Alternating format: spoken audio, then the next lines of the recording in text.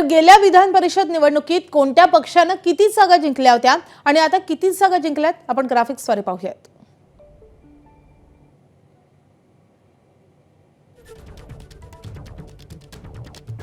तर कोण किती फायद्यात तोट्यात आपण पाहतोय। मागच्या निवडणुकीत भाजपचा 7 जागांवर विजय झाला होता।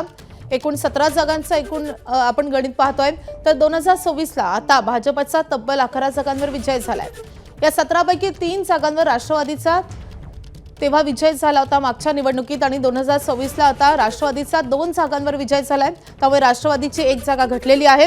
शिवसेनेचा 5 जागांवर विजय झाला होता, आता त्यांच्या जागा झाल्या 3 कारण त्यांचा एक उमेदवारच पडलेला आहे। तिकडे काँग्रेसचा 2 जागांवर विजय झाला होता। यावेळी काँग्रेसला एकही जागा जिंकता आली नाही आणि एका अपक्ष उमेदवाराचा देखील आज विजय झालाय।